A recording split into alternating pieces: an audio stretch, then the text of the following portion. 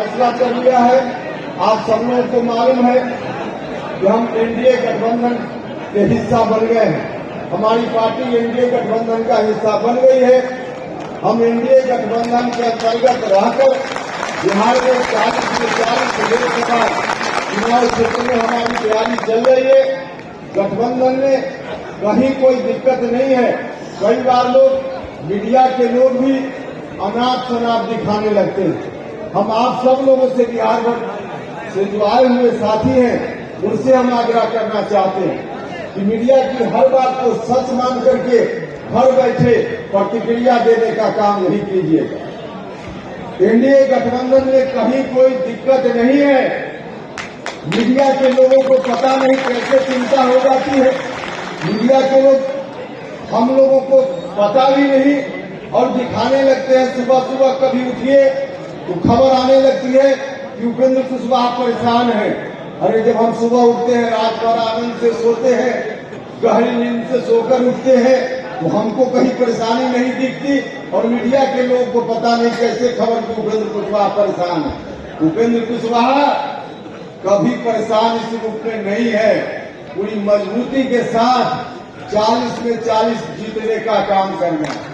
बात जब हम जाइए अपनी तैयारी को तेज कीजिए। किन किन सीटों पर हम लड़ेंगे, कहां कहां लड़ेंगे, समय आने पर आप सब लोगों को बता दिया जाएगा। गठबंधन में जहां जहां से हमारी पार्टी के उम्मीदवार होंगे उन जगहों पर उनको जिताने का काम करना है मजबूती से, और जहां जहां गठबंधन की दूसरी पार्टियों के उम्मीदवार होंगे उनके लिए भी उतनी ही मजबूती से खड़ा होकर उनको जिताने का काम करना।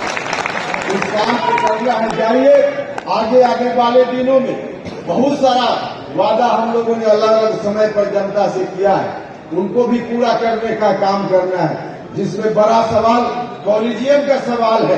किस तरह से सुप्रीम कोर्ट और हाई कोर्ट में वंचित समाज के लोग जज नहीं बन रहे हैं। आप सब लोगों को मालूम है, कोई दलित परिवार का, कोई अति पिछड़ा परिवार का, पिछड़ा परिवार का अपवाद के लिए कभी कभी जज बन जाता है सुप्रीम कोर्ट और हाई कोर्ट में, वरना जज नहीं बनता है। महिलाएं जज नहीं बनती हैं। तो वहाँ बहाली की प्रक्रिया है। जो जज लोग पहले से बहाल हैं वही लोग अपनी जगह खाली करने से पहले किसी दूसरे जज को बहाल कर देते हैं। और इस रूप में जो बहाली की प्रक्रिया है, जज की बहाली नहीं होती बल्कि जज लोग अपने उत्तराधिकारी को बहाल करते हैं, अपने उत्तराधिकारी को बहाल करते हैं। और वो उत्तराधिकारी में कौन बहाल होता है? उत्तराधिकारी में अपना सगा संबंधी, परिवार का लोग, अगल बगल का लोग, वैसे ही लोग बहाल होते हैं। इसका नतीजा है कि सुप्रीम कोर्ट में अति पिछड़ा की बात तो छोड़ दीजिए, पिछड़ा की बात छोड़ दीजिए, महिलाओं की बात छोड़ दीजिए, दलितों की बात छोड़ दीजिए, सवर्ण जमात के भी जो गरीब लोग हैं, यहाँ तक कि ब्राह्मण परिवार का, राजपूत भूमिहार परिवार का भी, गरीब परिवार का कोई बच्चा पढ़ने में चाहे जितना मेरिट वाला हो, अगर वह चाहे कि हम सुप्रीम कोर्ट और हाई कोर्ट में जज बन जाए तो उनके लिए भी रास्ता बंद है, उनके लिए भी दरवाजा बंद है। पिछड़ा से पिछड़ा दलित के लिए तो बंद है ही। उस दरवाजा को खोलना है कि नहीं खोलना है? दरवाजा को खोलने का काम करना है। और वह दरवाजा खुलेगा, उसको पक्का भरोसा है।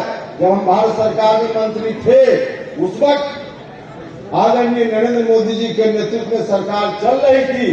सरकार ने भी एक बार प्रयास किया, पार्लियामेंट से पारित भी हो गया, लेकिन उसके बाद वही लोग जो कोर्ट में बैठे हुए हैं उन लोगों ने सरकार के उस निर्णय को भी रोक दिया, नहीं लागू होने दिया। तो यह काम आगे आने वाले दिनों में करना है। हमको पक्का भरोसा है कि आदरणीय नरेंद्र मोदी जी के नेतृत्व में वो आगे सरकार आएगी, उसमें हम सब लोग इस आवाज को बुलंदी से उठाने का काम करें। बुलंदी से उठाना है, इसलिए राष्ट्रीय लोक जनता दल को और ज्यादा मजबूती से जनता के बीच में ले जाने का काम करना है। तो देश के स्तर पर यह काम हम सब लोगों का है, जो करेंगे हम लोग। और राज्य के स्तर पे, देश के स्तर पर भी, लेकिन राज्य के स्तर पर ज्यादा गरीब लोगों के लिए, गरीब घर के बच्चों के लिए पढ़ाई का इंतजाम। आज भले हम लोगों ने जब अभियान चलाया था, शिक्षा में सुधार का जो आंदोलन चलाया था, आप लोगों के घर में होगा, मीडिया के बंधुओं के पास भी होगा, जो मांग पत्र उस समय आंदोलन चलाते हुए हम लोगों ने रखा था बिहार की सरकार के सामने, इन मांगों को मान लीजिए, बिहार में अच्छी शिक्षा हो जाएगी। उतने दिनों तक उस वक्त या बाद में हमारी बातों पर ध्यान नहीं दिया गया, लेकिन आज की सरकार आज कुछ तुगलकी फरमान जारी करते हुए हमारी पुरानी मांगों को लागू करने का काम कर रही है। शिक्षकों की बहाली की जो प्रक्रिया है, हमने पहली मांग उस समय रखी थी कि बीपीएससी या बीपीएससी जैसी कोई दूसरी संस्था बनाकर राज्य की सरकार शिक्षकों को बहाल करे। हमने उस समय कहा था, लेकिन अब जाकर सरकार ने उसको मानने का काम किया। अब सब कुछ मिटाकर होश में आ रहे हैं। सब कुछ मिटा दिया, होश में आने का क्या मतलब? 18 साल नीतीश जी ने गुजार दिया, उसके पहले 15 साल दोनों उन्हीं का जो गठबंधन है उसी का शासन। अब इतने दिनों तक 30 साल और 35 साल, अब कितना दिन इन लोगों को चाहिए? शिक्षा को बर्बाद कर दिया है इन लोगों ने, तो इसको भी ठीक करने का काम करना है, ठीक करने का काम करना है। तो यह काम बोलते तो शिक्षा का काम, स्वास्थ्य का काम और नौजवानों के लिए रोजगार का काम। आज सरकार में बैठे हुए लोग अपनी पीठ खुद थपथपाते हैं कि हमने नौजवानों को नौकरी दे दी।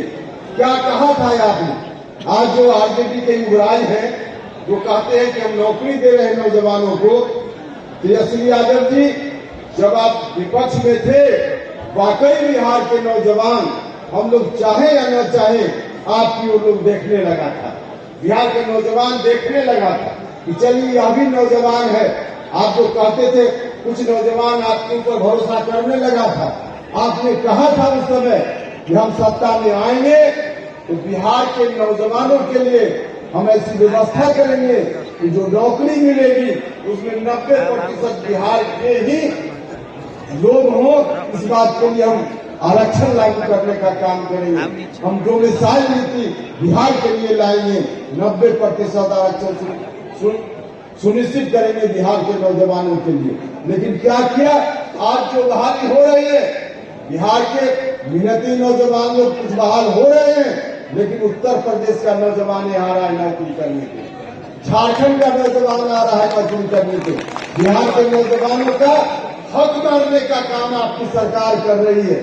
वास्तव में आप पीठ थपथपा रहे हैं, लेकिन बिहार के नौजवानों के साथ अन्याय हो रहा है। तो आज की सरकार न तो बिहार के नौजवानों के साथ न्याय कर रही है और न बिहार के गरीब लोगों के साथ कोई न्याय हो रहा है। इसलिए आप सब लोगों से आग्रह है कि तमाम कार्यों को आगे आने वाले दिनों में हम सब लोगों को मिलकर करना है। हम सब लोग इस रूप में करेंगे। आज हम संकल्प भी लेते हैं और आगे आने वाले दिनों में हम इस रास्ते पर बढ़ पाएंगे, तभी जननायक कर्पूरी ठाकुर जी के आदर्शों को हम लागू कर पाएंगे और सही अर्थों में तभी उनके प्रति श्रद्धांजलि होगी, वरना कोई श्रद्धांजलि नहीं हो पाएगी। इसलिए आप सब लोगों से हम आग्रह करना चाहते हैं कि आप सब लोग मिलकर जाइए, उसी जज्बा को लेकर लोगों के बीच राष्ट्रीय लोक जनता दल को फैलाने का काम कीजिए।